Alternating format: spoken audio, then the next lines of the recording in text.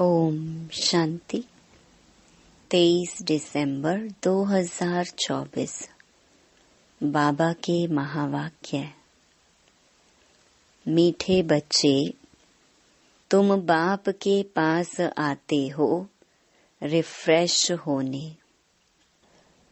बाप के मिलने से भक्ति मार्ग की सब थकान दूर हो जाती है। प्रश्न: तुम बच्चों को बाबा किस विधि से रिफ्रेश करते हैं? उत्तर: पहला, बाबा ज्ञान सुना सुना कर तुम्हें रिफ्रेश कर देते हैं।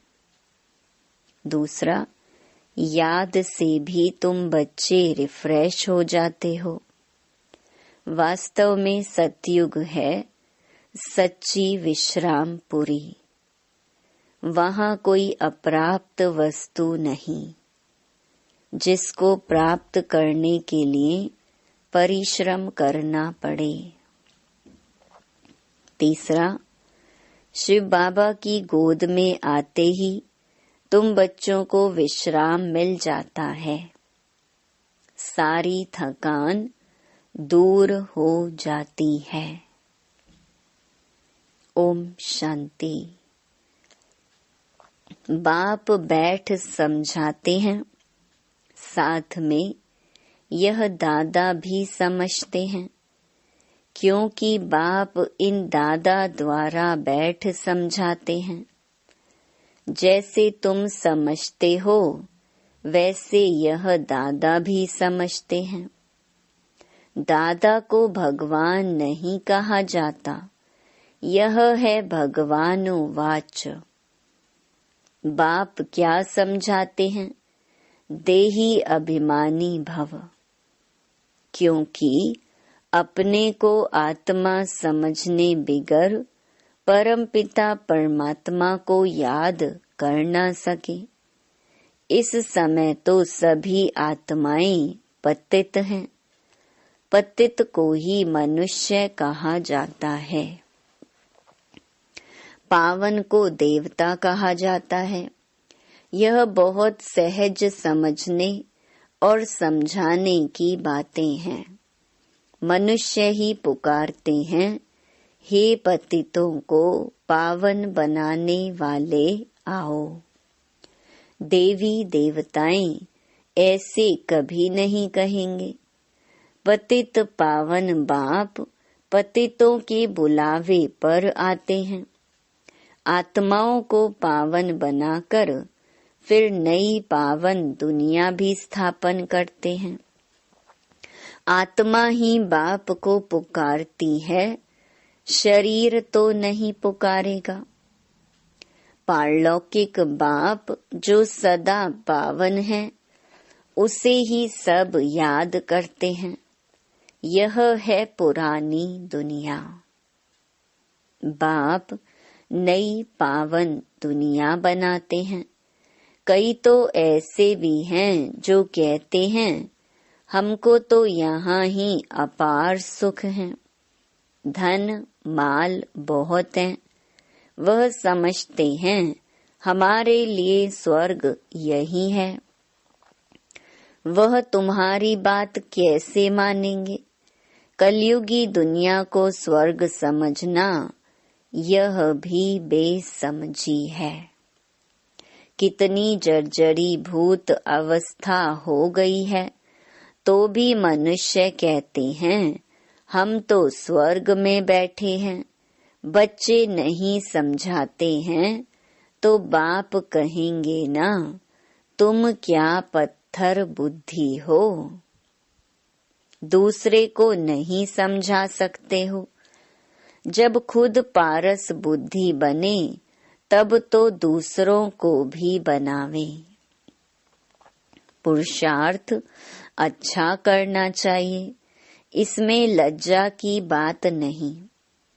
परंतु मनुष्यों की बुद्धि में आधा कल्प की जो उल्टी मतें भरी हुई हैं, वह कोई जल्दी भूलते नहीं।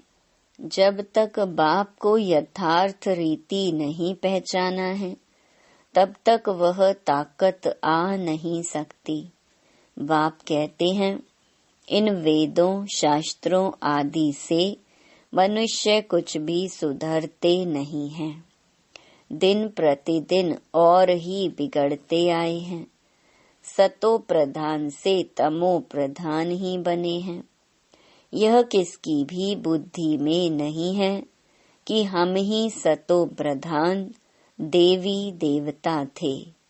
कैसे नीचे गिरे हैं, किसको जरा भी पता नहीं है। और फिर 84 जन्म के बदले 84 लाख जन्म कह दिया है, तो फिर पता भी कैसे पड़े। बाप बिगर ज्ञान की रोशनी देने वाला कोई नहीं। सभी एक दो के पिछाड़ी दर दर धक्के खाते रहते हैं। नीचे गिरते गिरते पट पड़ गए हैं। सब ताकत खत्म हो गई है। बुद्धि में भी ताकत नहीं जो बाप को यथार्थ जान सके। बाप ही आकर सबकी बुद्धि का ताला खोलते हैं, तो कितने रिफ्रेश होते हैं। बाप के पास बच्चे रिफ्रेश होने आते हैं, घर में विश्राम मिलता है ना। बाप के मिलने से भक्ति मार्ग की सब थकान ही दूर हो जाती है। सतयुग को भी विश्रामपुरी कहा जाता है। वहाँ तुम्हें कितना विश्राम मिलता है। कोई अप्राप्त वस्तु नहीं जिसके लिए परिश्रम करना पड़े। यहाँ रिफ्रेश बाप भी करते हैं तो यह दादा भी करते हैं। शिव बाबा की गोद में आते कितना विश्राम मिलता है। विश्राम माना ही शांत। मनुष्य भी थककर विश्रामी हो जाते हैं। कोई कहाँ विश्राम के लिए जाते हैं ना। लेकिन उस विश्राम में रिफ्रेशमेंट नहीं। यहाँ तो बाप तुम्हें कितना ज्ञान सुनाकर रिफ्रेश करते हैं। बाप की याद से भी कितने रिफ्रेश होते और तमो प्रधान से सतो प्रधान भी बनते जाते हो। सतो प्रधान बनने के लिए यहाँ बाप के पास आते हो। बाप कहते हैं, मीठे मीठे बच्चों, बाप को याद करो। बाप ने समझाया है कि सारे सृष्टि का चक्कर कैसे फिरता है। सर्व आत्माओं को विश्राम कैसे और कहाँ मिलता है।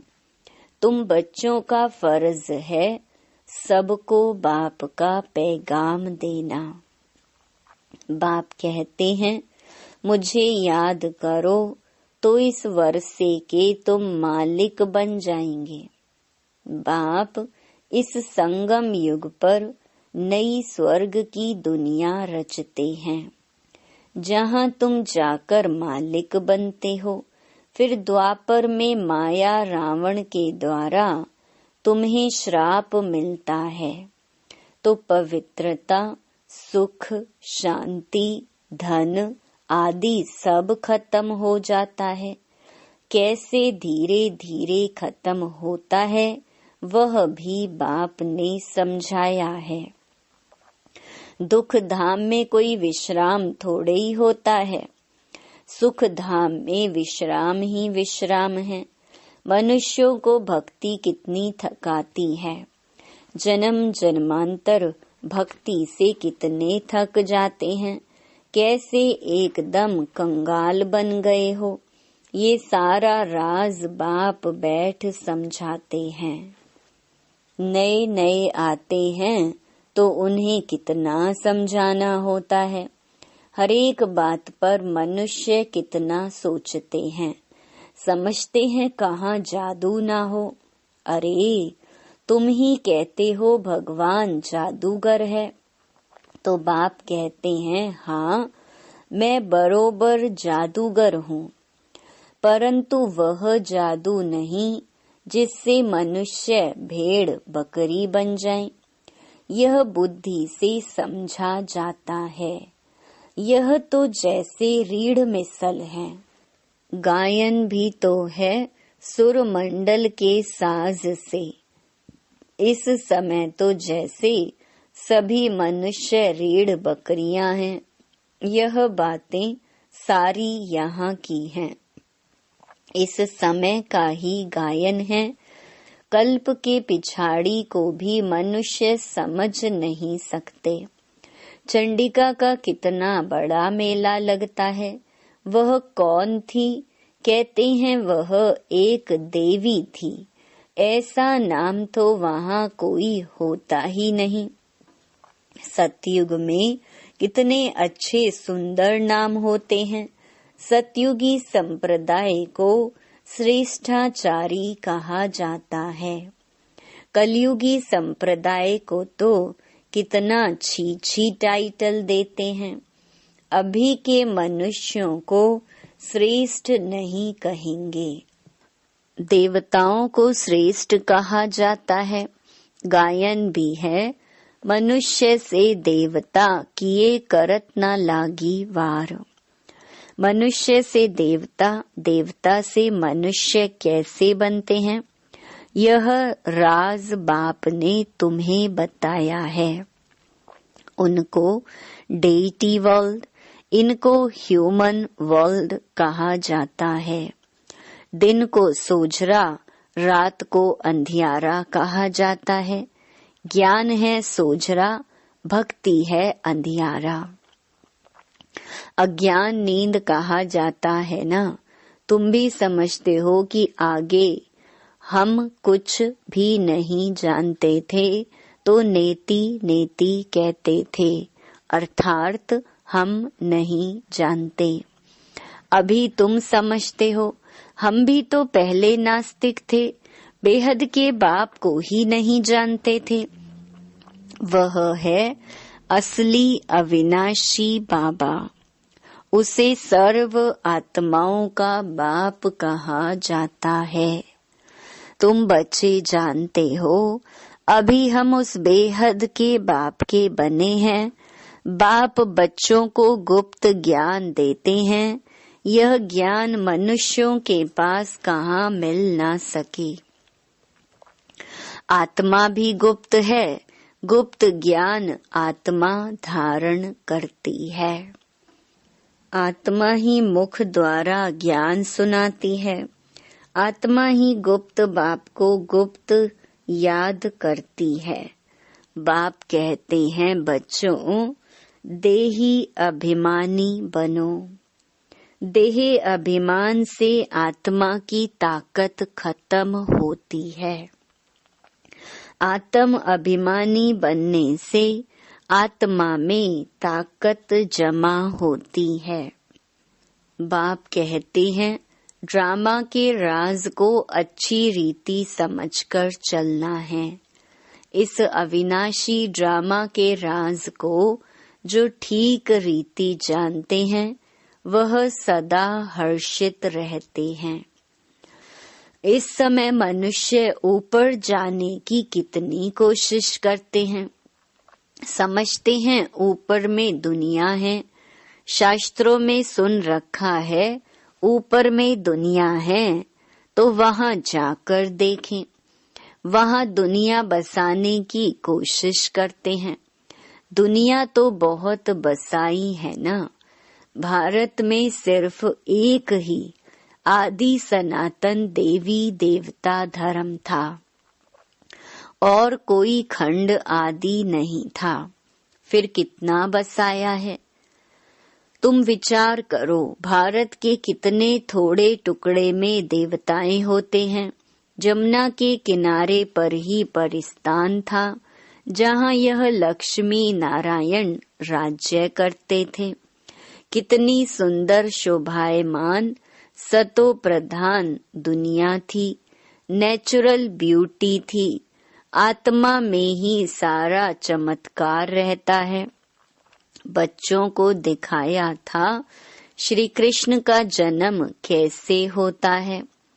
सारे कमरे में जैसे रोशनी हो जाती है, तो बाप बैठकर बच्चों को समझाते हैं, अभी तुम परिस्तान में जाने के लिए पुरुषार्थ कर रहे हो, बाकी ऐसे नहीं तालाब में डुबकी लगाने से परियां बन जाएंगे। यह सभी झूठे नाम रख दिए हैं। लाखों वर्ष कह देने से बिल्कुल ही सब कुछ भूल गए हैं। अभी तुम अभूल बन रहे हो, नंबरवार पुरुषार्थ अनुसार।